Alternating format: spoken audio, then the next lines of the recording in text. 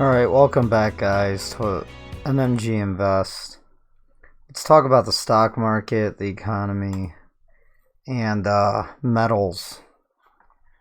So I'm going to cover the news first, and then I'm going to cover the price. And I'll cover the yield curve, and I'll give you guys my opinions and thoughts.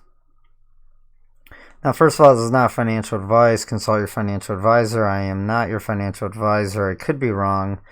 And equity, stocks, everything is extremely volatile, extremely risky. Do not invest in anything you're not willing to lose or lose sleep over.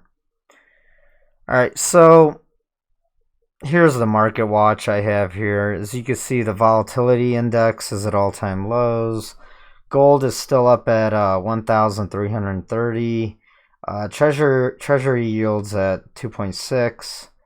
The dollar is at the 96.6 handle, and Dow's hovering around 26,000, and S&P is around 27, almost 2,800. So let's cover the news. There's a lot that's been going on the past week.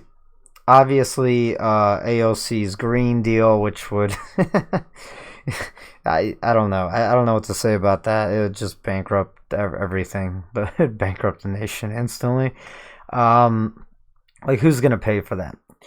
Janet Yellen, the former Fed chairman of the Fed, she admits live that the Fed may be cutting rates soon.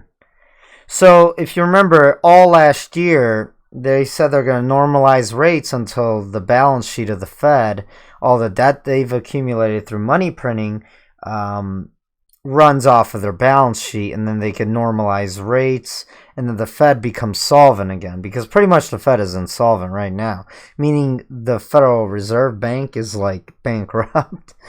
But she admitted that they're going to cut, they might end up cutting rates, and they will, because there's a recession that's very overdue. Now, yeah, Trump's State of Union address, that definitely helped the markets go a little higher than need be. So the IMF, International Monetary Fund, warns of global economic storm coming.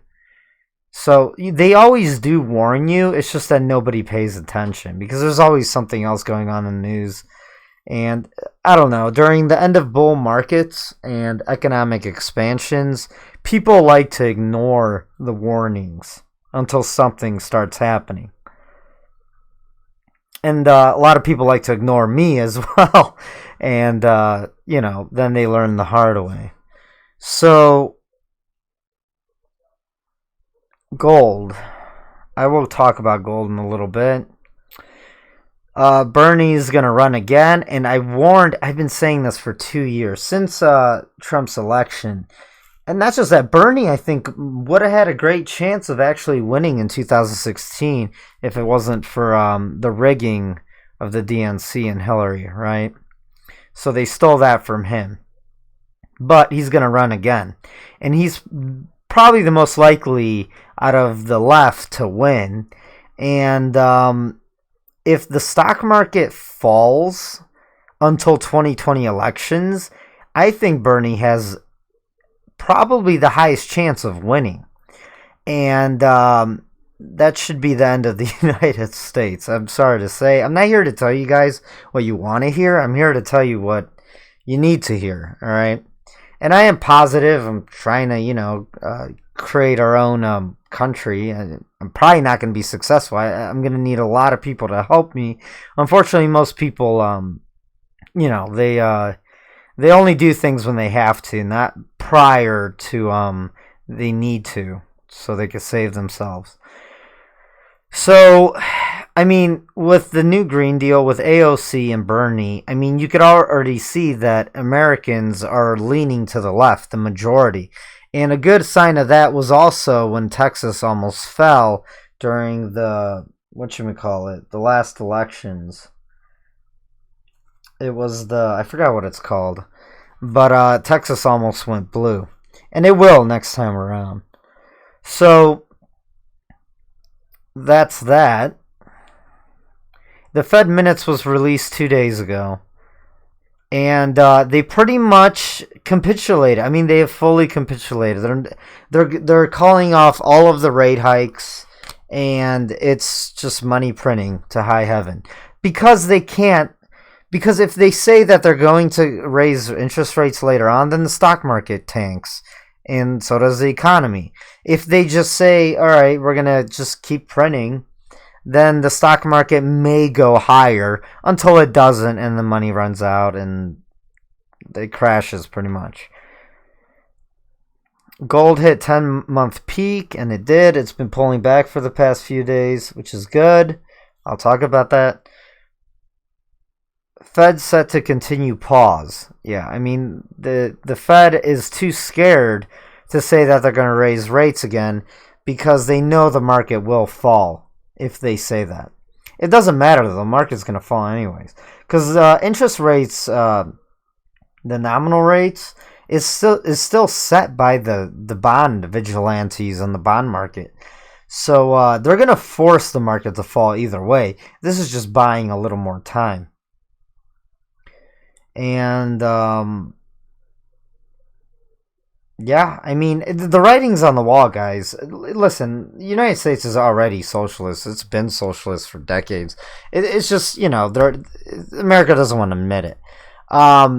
Having a central bank and the largest government in the world and all the welfare and warfare and all this, I mean, in the corporatocracy, right? The corporations getting tax money. I mean, it's all socialism. It's just nobody wants to admit it.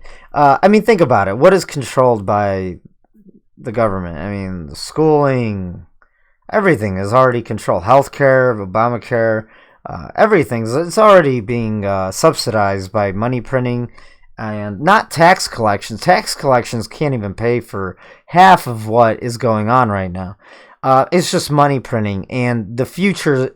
So we're going to have to pay it back. One way or another. Everyone's like, it's okay, we'll default. It's not that simple. If we default, other countries can still come in and liquidate our assets.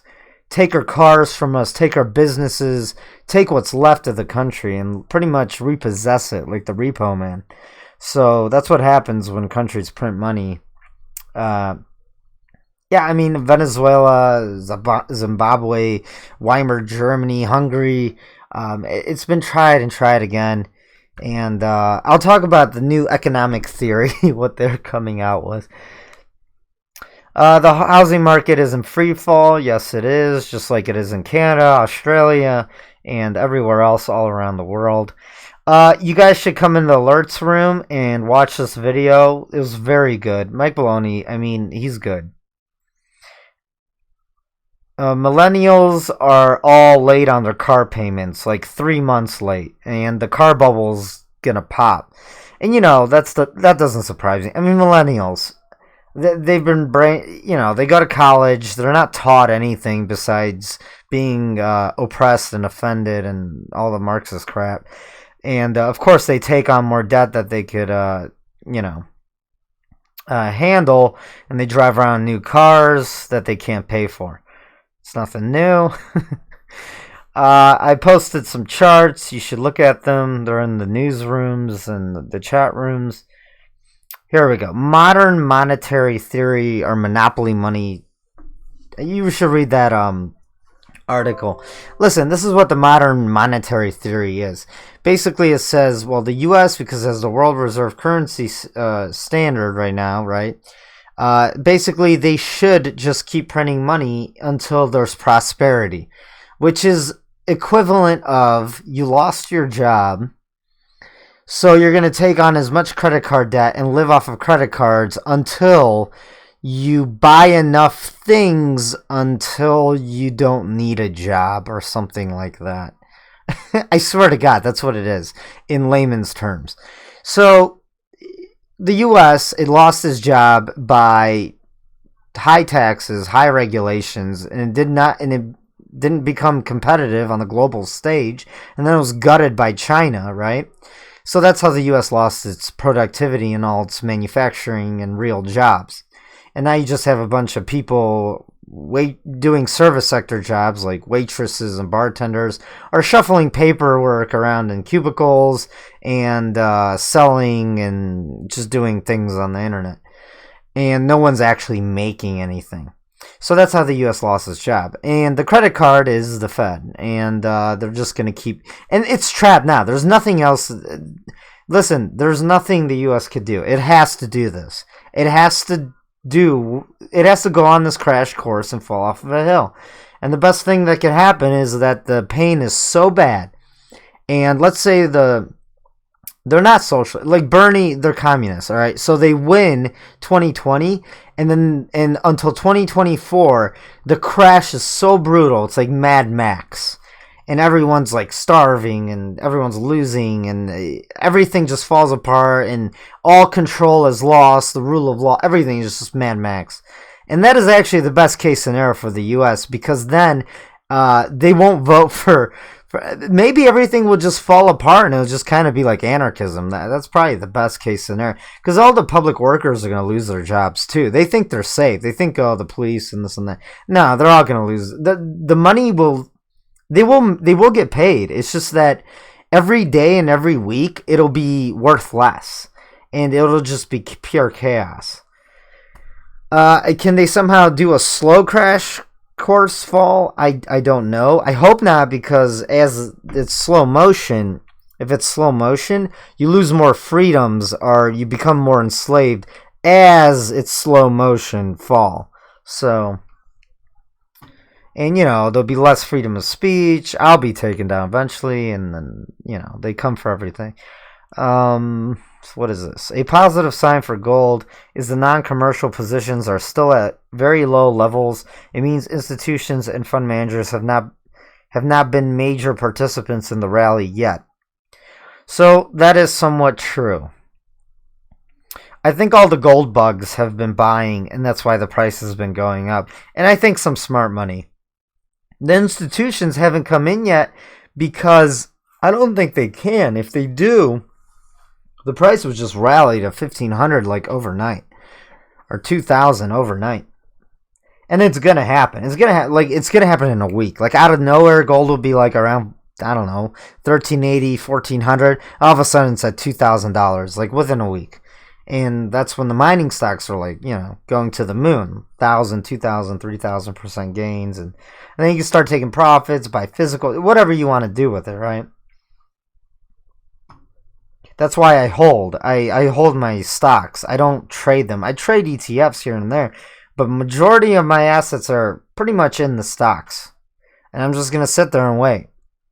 And people say, oh, well, it's going to do what it did in 2008 where... the mining stocks and gold will drop sub 1,000 and then it will rise. I wouldn't bet on that. It might happen. It could happen. If it does happen, whatever. I don't care. I'll still have some cash and I'll take advantage of the opportunity. I'll sell some cryptos. I don't care. But I wouldn't bet on that because it might not happen. It might just be that they go straight to the moon right off the bat and the dollar just falls. The support falls out from the bottom of the dollar because the Fed has already capitulated. That's why. And also, I think investors are very nervous about the next presidential election. Because if we get if we get Bernie, the dollar is gonna tank. It's because they're just gonna keep printing money and handing out. It's gonna be full blown. Like communism, everything's gonna just fall apart instantly. Just the anticipation of him even winning. All right.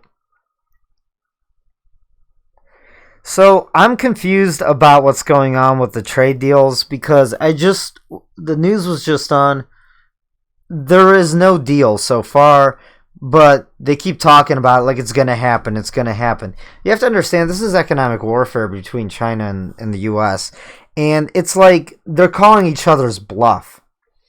And I think the Chinese think that the U.S. can't handle if there's no trade deal. And Trump thinks that the Chinese can't handle if there's no... It's playing chicken. They're playing chicken with each other, okay? And we'll see what happens. I think the markets, even if there is a trade deal, I think it's not going to make the market rally all that much. As of right now, I think Trump, what he's trying to do is trying to say that don't worry, there'll be a trade deal in the U.S.'s favor and everything's going to be okay. So the markets keep going higher and it buys more time until the next election. But honestly, I don't think it's we're going to find out in the next month or 2 months. I mean, they've already milked that cow. So I'll get into the charts and I'll let you guys know. I think the stock market's still not going to go to all-time highs. But at the same time, you see these articles, it's like fake news. China has agreed to buy 1.2 trillion U.S. goods. That's kind of old news. I mean, they were buying that much anyways. What are they going to buy? Soybeans? So, it's pretty much what's going on right now. Let's get into the charts. So, here's the S&P 500. I put some good indicators on there. Here's learning how to trade. So, this is the daily chart of the S&P 500. We're on an 8 count right now. So, tomorrow's a 9 count, right? So, after a 9 count, it could go to a 13 count, but that's rare. But usually after a 9 count, we get 1 to 4 or more of a pullback. Also, there's a lot of resistance up around 2,800. There's also the 78.6 Fibonacci retracement from the all-time high to the bottom of the correction from the all-time high, right? Also, if we zoom out,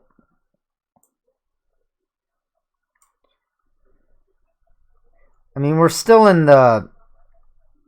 So this Fibonacci you see on the right here, the larger one, that's from the bottom of 2009, from the mortgage-backed security crisis correction. Let me go to a weekly chart so you can see that.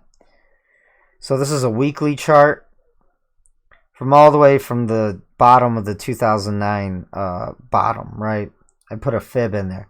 And it was, everyone's like, oh, you're a noob. You're using a Fibonacci. Yeah, well, it works. I don't care what you think. I mean, you have to keep things simple in trading. The more simple, the less confusing. You're not getting over-analysis paralysis, and it works. At the end of the day, it's just strategy and keeping it simple. Honestly, guys, it's worked fine for me. So it's very profitable. I keep things simple, less mistakes. So, the price corrected all the way to the 200-week moving average, bounced right off of it, which is also around the 23.6 Fibonacci, right? So it was that simple. And we actually blew through this green Ishimoku cloud.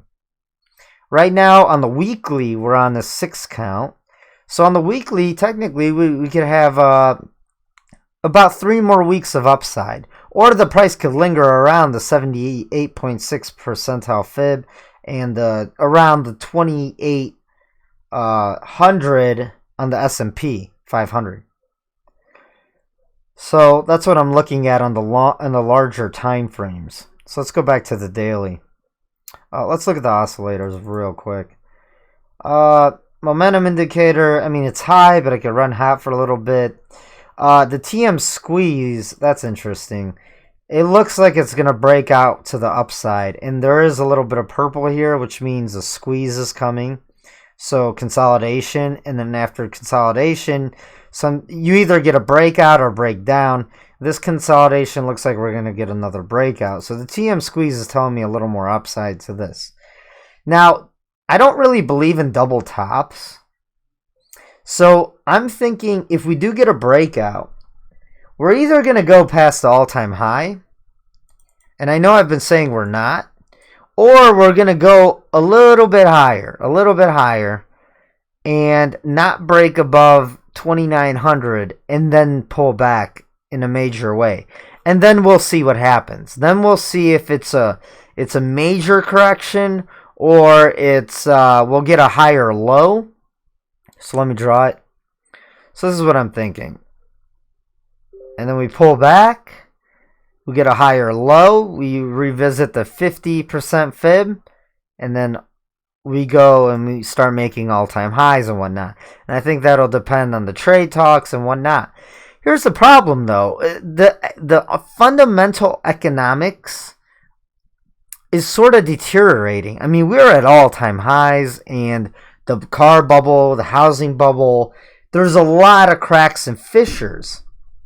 So even if we did pull back and go to all-time highs past 3,000 on the S&P 500, that's like chasing the last 10%. That's what I believe. And this is my own belief and theory. Can I be wrong? Yeah, but I think if this is what happens, right? This what I just drew here.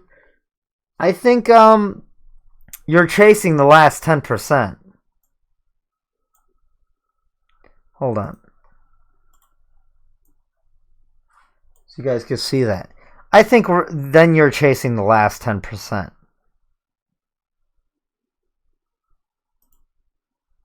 So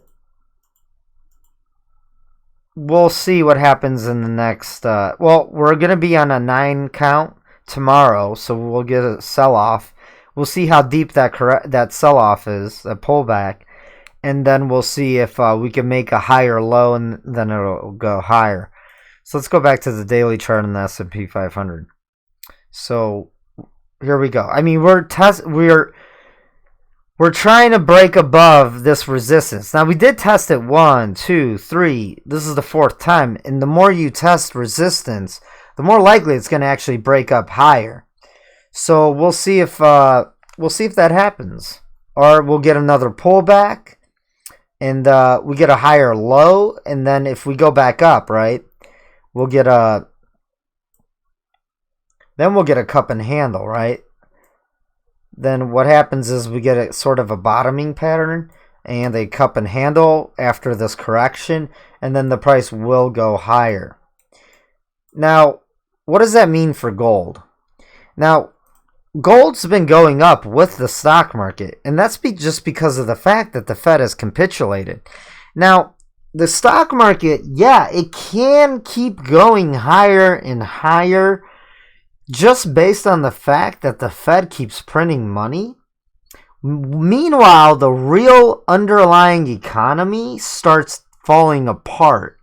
So stocks and the financials keep going higher while the real economy on Main Street starts falling apart as the dollar keeps losing value, and at the same time, gold keeps going higher.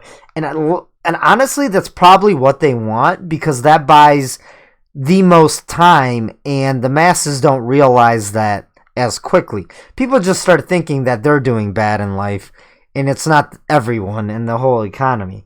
It's kind of like a trick, right? So that would buy max time for the economy and for Trump to possibly get reelected. So I don't be surprised if that happens. If the stock market goes to all-time highs and just keeps running higher and higher, meanwhile, gold and silver keep running higher and higher, and the dollar starts falling. So let's take a look at the dollar. Then I will look at gold.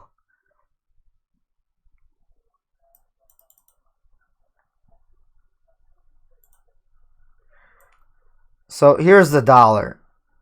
So it did have a huge cup and handle, and it did not break out. So now we kind of have a cup, handle. And sometimes those do break out. The dollar is a little difficult right now because you have to consider international problems. The MACD is crossing to the downside right here, right? And the dollar, that means that the dollar should pull back a little bit more still. Although the MACD and the RSI is telling me that the dollar is going to go higher. There's a lot of resistance on the dollar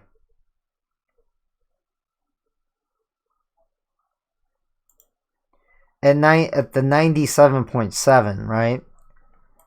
There's a lot of support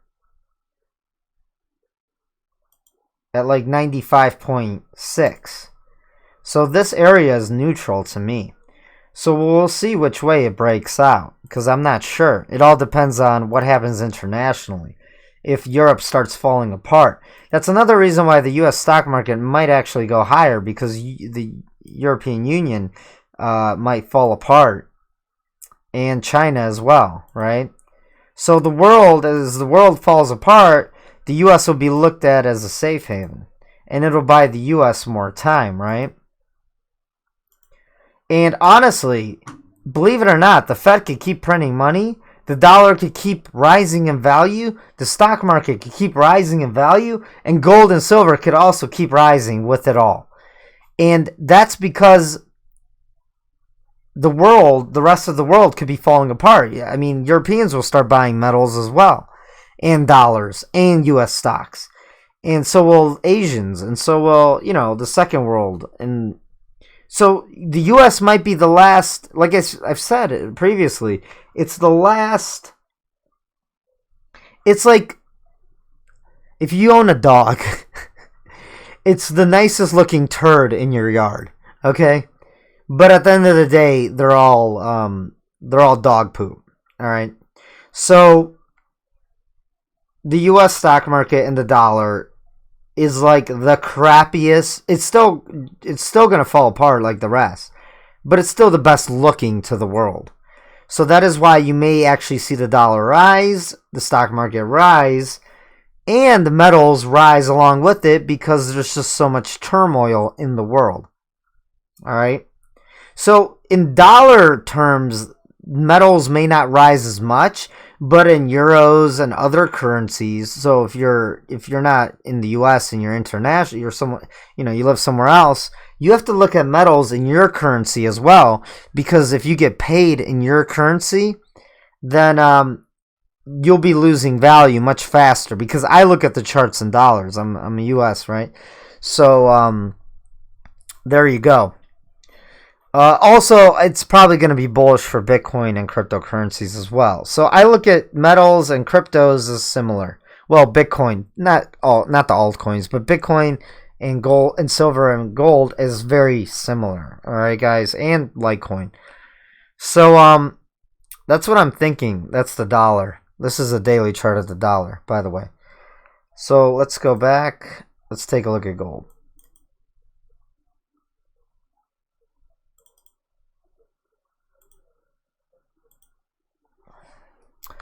So gold has had a massive run as expected, because I put this cup and handle before it even finished the handle part. And we did break through that 1300. And right now we are on a 13. This is a daily chart, by the way. We're sort of on a 13 pullback. And that's fine. And we'll see if gold could hold above 1320. And I think it will, because it's going to hit this green Ishimoku cloud and then possibly go higher.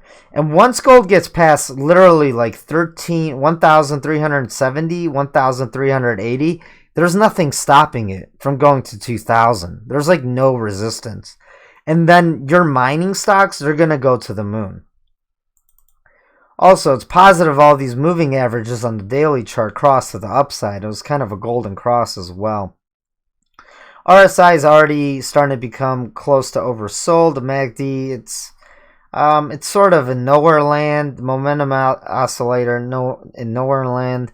So let's take a look at the weekly chart, see what that tells us.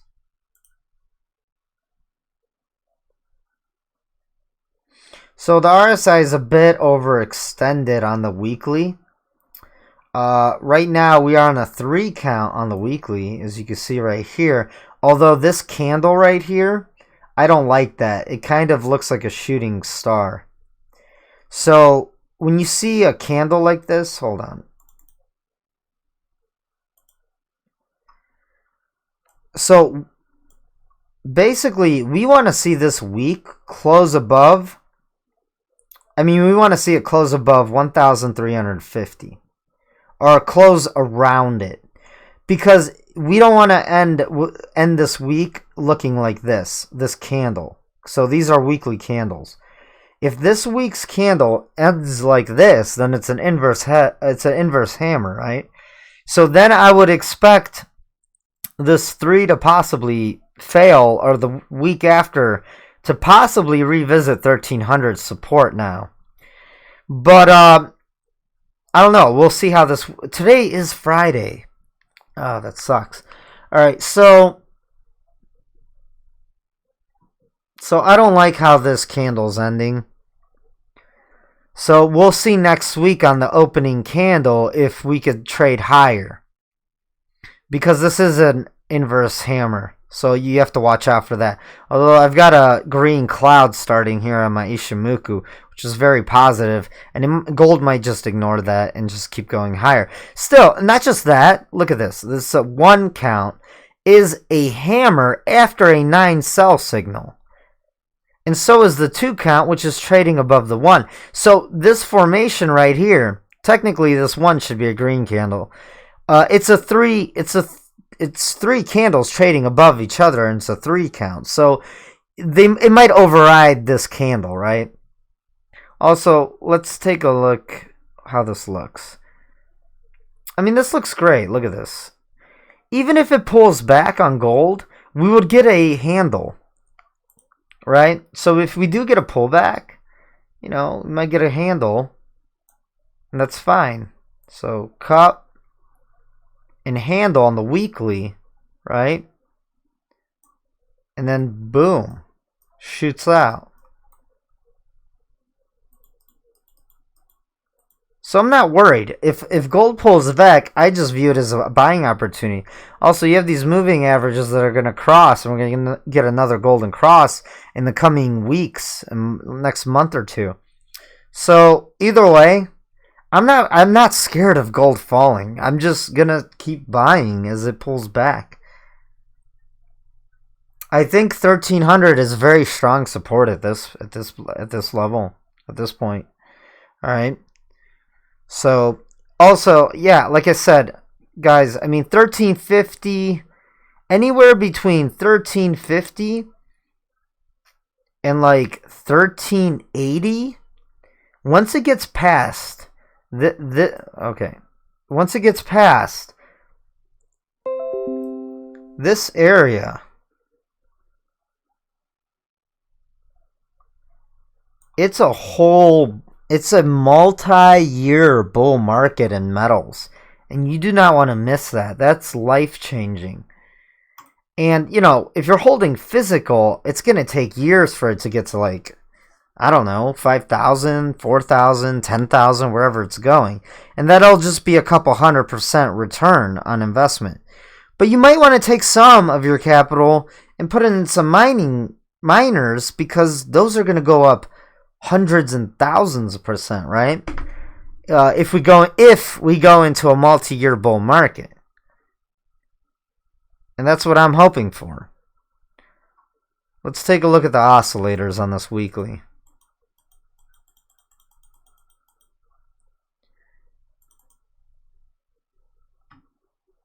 One second. Now on the weekly, yeah, the RSI, the MACD.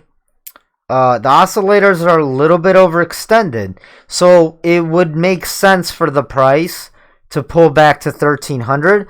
And as long as 1300 holds up the price for the next few weeks or months, I'm happy. I don't care. I see that as a great buying opportunity, and then it's probably going to move higher in a very big way. And yeah, I mean, that's what I'm looking at. The price could still go a little higher until 1,370.80 and then pull back. We'll see starting next week. I'll keep you guys updated, right? Because we do have a beginning cloud of green cloud coming up. So the price can go to like 1,380, and you're going to see these mining stocks take off like crazy. And then we might see a pullback for a few weeks or months during the, like the summer, spring or summer doldrums in July, which makes sense. And then next fall, it's going to rip. And we start going into a bull market going into 2020. especially with the elections ramping up, making people very nervous, right? About U.S. going full-blown commie, right? So these are my thoughts, opinions for now. And yeah,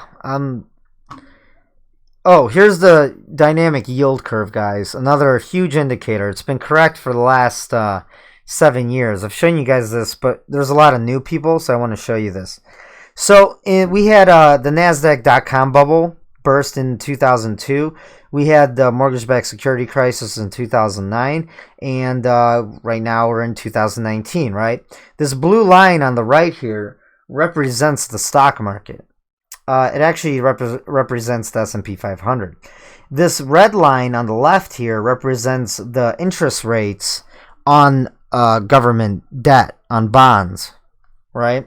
Which U.S. citizens hold, and so do retirement funds and foreign investors, right? And it's what pretty much gives value to the dollar and controls the interest rates of credit cards, mortgages, auto loans, and whatnot, right? And the free market moves this, and then the Federal Reserve artificially tries to manipulate this. That's why we don't have free markets, and we never had free markets, not in our lifetimes. Not since before, what, 1913? All right, so here's, let's do this again. Here's, what year is this? 1999. So watch the yield curve. So the beginning of the yield right here on the left, this is your short-term bonds and treasuries. All the way to the right is your long-term 30-year. So at the very beginning is the 3-month treasury. On the 30, and then all the way to the right is your 30-year. And everything between is your 20-year, your 10-year, your 5-year, and blah, blah, blah. And watch as I bring this across the S&P 500 stock market. So here we go. 1999, 2000, and then here's the NASDAQ bubble. Now you notice how the short-term yield, the interest rate on the short-term bonds, is higher than the long-term bonds. Well, the interest rate on long-term bonds is supposed to be higher than the short-term bonds because you're holding the debt longer. So the longer you hold someone else's debt, the more interest you should be getting paid, if that makes sense. All right. All right, so here we go. The NASDAQ bubble crashes, and then the yield curve, as you can see, well, here it goes. It inverted right before it crashes, hardcore inversion. And then it normalized as the stock market crashed, the NASDAQ bubble, and the S&P kind of took a big hit. And this is normalized rates. This is what it's supposed to look like. And this is what it looks like after the stock market crashes, because everything normalizes. And that's how the stock market, the free market, fights against the Fed and all the manipulation. And that's why we have crashes, because the market needs to wash out the malinvestment and all the money printing and all the debt and all the stupidity and the greed and the manipulation by central banks and governments. All right, let's continue. All right, where are we? We're in 2002, 2003, 2004, 2005, 2006, 2007. It's inverted. 2008. And boom, we get the crash, and it starts normalizing again. All right, now we're in 2009, 2010, 2011, 2012, 2013, 2014, 2015, 16, 17, 18, 19, and 20. And we're flattening out, and pretty soon this is going to invert. Well, the Fed's trying to keep it artificially low, but once this dips low, the 30-year and the 20-year and the 10-year start really going low, then, I mean, that signals that we're about to have another stock market crash. Here's another graph. As you can see, as the yield comes down to this red line, we get this... you can see in the background here, there's that shadowed area. Well, that's when the yield curve inverted and we had a stock market crash soon after. So the blue line is the 10-year and the 1-year spread on the treasuries. All right, guys. As you can see, here we go. 2000, right? NASDAQ bubble burst. Well, what happened? It came all the way down to the red line, and then the stock market burst. Here's 2009, right? What happened? The blue line came down to the red line. Well, here we are. We're getting real close to the red line. So we don't have much time left. I mean, it could be months, it could be weeks, it could be another year, but I'm telling you, we don't have too much time left. All right, guys. So if you found this informative, thumbs up, smash that like, subscribe to my channel, and please share it. It's probably the only way my channel could grow. If my channel stops growing, I'll probably stop doing this. All right, guys, I appreciate it. Check out all the links below. Also, in the links below, go to MMGinvest.com, and that is where I've done research on mining stocks, silver and gold. And you can use that research, and you can research it yourself, and it might help you out, right, with this next market cycle coming, this next bear market cycle. And you can take advantage of that. Also, there's free trading academy, which I'll be updating. And soon I will launch the MMGinvest Elite members group where we just share information. And for everyone who's already purchased, it comes free for the first month, and then it'll be like $10 after that. Because, you know, this does take a lot of my time, and time is money. All right, guys, until next time.